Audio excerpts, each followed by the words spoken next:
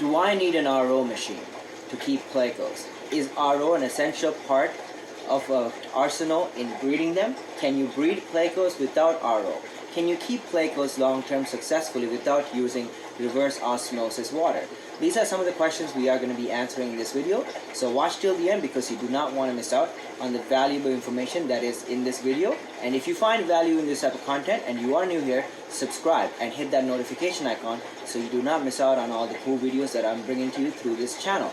And if you are a regular subscriber and want to help out the channel, please consider joining. There's a join button down below where you can join the channel and help me out make better content for you. Thank you so much. Let's get into this video.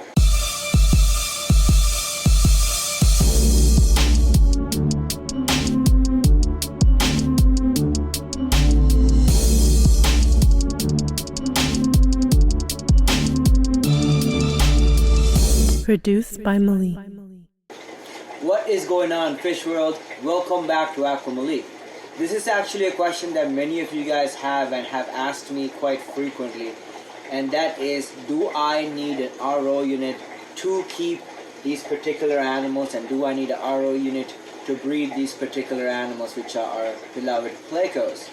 So the first thing I'm going to say is this is not a question that I can answer for you guys.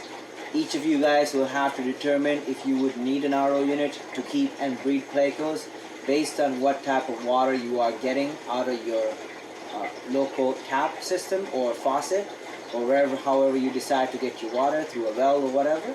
And depending on what type of water you have coming out of your source, you might have to invest and get an RO unit, or figure out a way to collect rainwater to keep some of these particular animals comfortably long term, as well as to get successful breeding out of your plecos.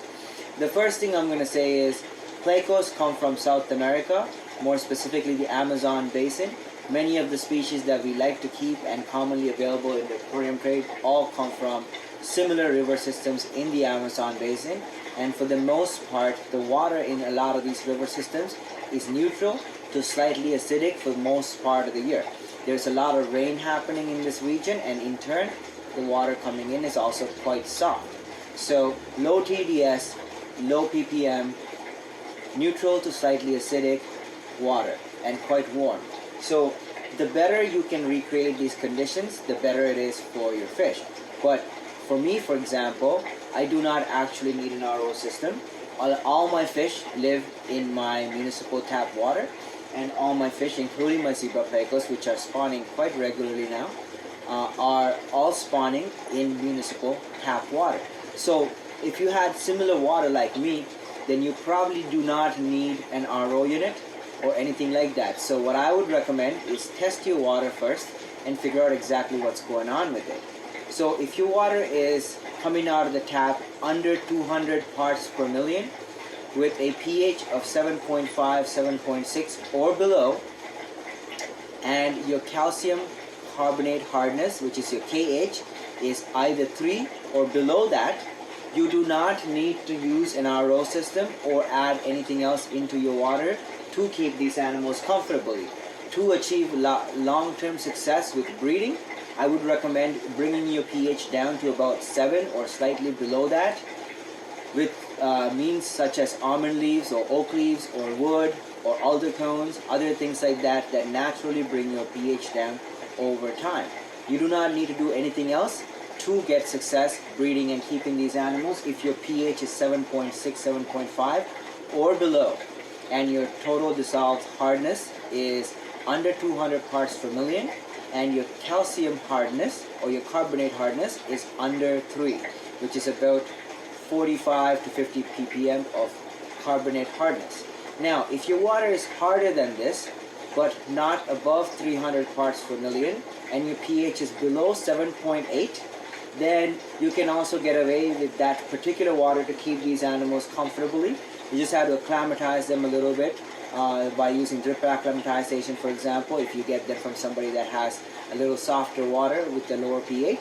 But short-term acclimatization, and you can actually have good success keeping these animals at about 7.8 pH or slightly below without any issues. If you do want to get breeding with water like that, you might have to use some type of resin that removes some of the hardness out of your water, and some type of other chemical maybe to remove some of that hardness, or use some RO or rainwater to bring some of that hardness down, so that your total hardness as well as your carbonate hardness goes to more conducive levels for these animals to breed.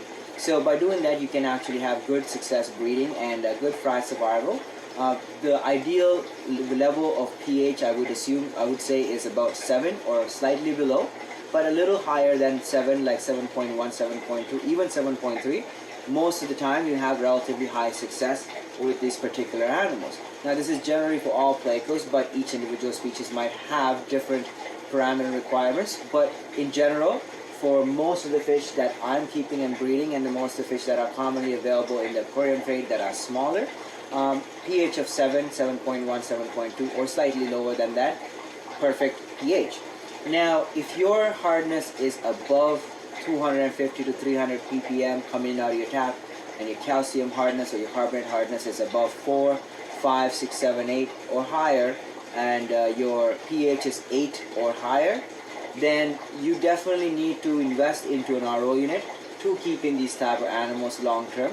And you might need to bring your total hardness down, just so that your water is not too hard and your pH is not too high for some of these more delicate species that do come from relatively soft water type environments. Now, some of these animals can again adapt to living in 8.0 pH or even higher without any issues, but in general, if you do want to have breeding success, it is highly recommended to invest into an RO unit, and or get rainwater by collecting it safely and legally. So some states and counties are not allowed, you are not allowed to collect rainwater depending on where you are. Look into your local municipal laws and figure out if it's legal for you to collect rainwater, and if it is safe for you to be using it in your aquarium, that it does not have too high of a concentration of environmental pollutions like greenhouse gas dissolving into the rainwater, for example. So if that is the case, and if it is safe, then you can definitely use rainwater instead of RO. Now, having an RO system is quite expensive, not just installing it. RO systems are actually not too expensive to install, but to maintain it by buying membranes and stuff like that, depending on how hard your water might be, as well as the secondary water usage, like the wastewater usage out of your RO system, is quite extensive. So if you are paying for water, an RO system might be an expensive alternative to keeping some of these fish. And I highly recommend, if you do have hard water, to choose some animals that can live in that type of water. There are a lot of different amazing animals that I personally cannot keep in my particular water without altering it quite drastically by the use of calcium carbonate, like in the form of crushed corals, for example. So if you do have some type of water that requires, that is quite hard, then that does not require you to add calcium carbonate to bring to the hardness that your African cichlids, for example, might live in comfortably and breed comfortably. Highly recommend working with those types of animals, because there are some amazing animals that I personally cannot keep, and that other people that have similar water like me cannot keep, that you guys might be better off keeping and helping the animals out that way, and also quite profitable and quite easy to breed and keep as well. But if you are going to keep Plecos and your pH is above 8, you definitely would need to invest into an RO system, so that you can keep your pH at a sustainable level for the animals, or a safe level for these particular animals, as well as your hardness. And so you might have to work towards that. It is a little bit of a learning curve and stuff like that. So if you guys are interested, comment below. I'll try to do more videos about that. But in general, my recommendation is, if your pH is below 7.5, then do not waste your money on RO. You can keep these animals quite comfortably in water that comes directly out of your faucet, with obviously you'd have to use prime and things like that.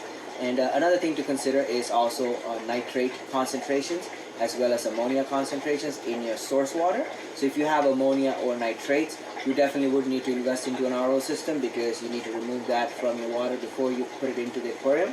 Especially for Plecos, ammonia can be quite detrimental even in smaller concentrations, and nitrates in higher concentrations would just mean that your fish are not going to breed. So you might have to use aquarium resin or something else, or nitrate removing resin or something to remove that nitrate, or again use an RO system or some type of a filter that can remove the nitrates from your water before you put it into your aquarium. So that's what I want to say in this video. I mean, this is not an end-all be-all video. There's going to be a lot more information regarding this topic. I'm pretty sure a lot of questions will come up, so comment below and let me know, and I'll try to cover those in upcoming videos. As always, thank you so much for your continued love and support. If you find value in this content, subscribe below, hit that notification icon so you do not miss out on all these cool videos, and I'll see you guys on the next one. I love you all. God bless you.